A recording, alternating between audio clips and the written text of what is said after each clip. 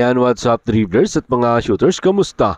Kamusta po kayo? Walang plano si Coach Tim Cone na palitan ang kanyang pamosong triangle offense. Tara, pag-usapan talakayin po natin yan sa video ito. Matapos po ako maglambing sa inyo ng isang like, share, comment down below, and don't forget to subscribe and hit that notification bell button para lagi po tayong updated sa ating pong mga video at lahat po ng ating shoutout ay nasa dulong bahagi lang po ng video ito. Ilang taon nang nagko-coach si Coach Tim Cone at sa kanyang pagko-coach dito sa PBA, bala niya dyan ang kanyang pamosong triangle offense sa PBA at kahit dito sa Gilas, Pilipinas ay dala-dala niya ang kanyang matinding opensa, ang triangle offense. At sabi nga po ng mga tagahanga niya at ng fans ng Gilas Pilipinas, fans ng Jane Kings, na luma na ito at dapat nang palitan ang lumang sistemang ito.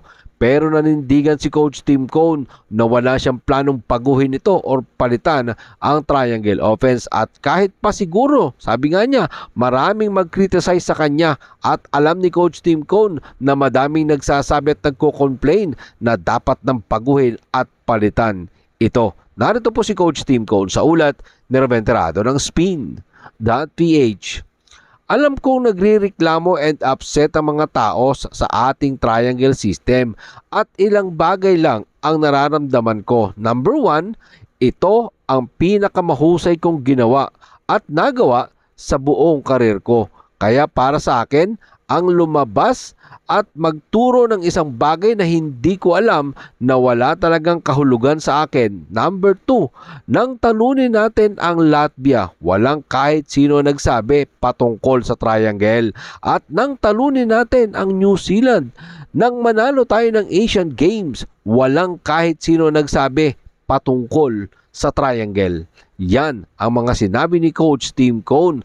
Tama siya sa mga sinabi niya. Siguro tama rin ang Gilas Pilipinas fans, ang Ginebra fans na di nauobra ang kanyang system na triangle offense sa PBA man o sa International League. Actually, hindi naman nakapokus lang sa triangle offense si Coach Tim Cone.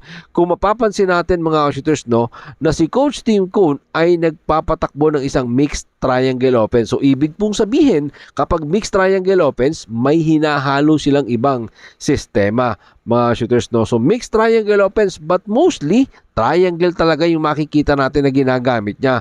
Kaya naman, mga shooters, no, okay naman ba sa inyo? Okay din kay Coach Tim Cone na i-criticize nyo siya. Siguro sanay na din siya kasi, mga shooters, imagine 25 times PBA champion itong si Coach Tim Cone, 2 times Grand Slam coach. Baka may hinahanap lang siguro siyang kulang sa kanyang mga manlalaro. Malay natin sa pagpasok ni QMB or Quintin Miliora Brown ay magbabalik ang tikas at lakas netong ating pambansang kupunan ng Gilas Pilipinas at magbabalik na rin si Kai Soto sa lineup ng ating pong Gilas Pilipinas at baka maiba na ang mangyari sa ating national team.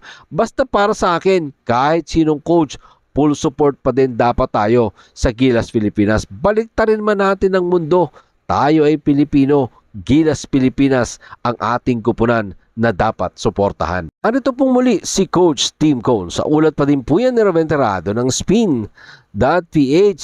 Ito ay isang mahirap na trabaho. Ito ay isang mahirap na trabaho dahil ito ay isang critical na posisyon. Pero ito ay ipagpapatuloy ko. Yan ang maliwanag. Walang magbabago sa sistema ni Coach Tim Cone, ang kanyang pamosong triangle offense. Maraming salamat po sa inyong panonood. Ano naman po ang inyong maging opinion? Diyan na lang po natin yan pag-usapan sa comment section. Ingat and God bless everyone. Adjourn, pero katulad po ng ating nakagawian, bago po natin tapusin ang ating video, shoutout po kina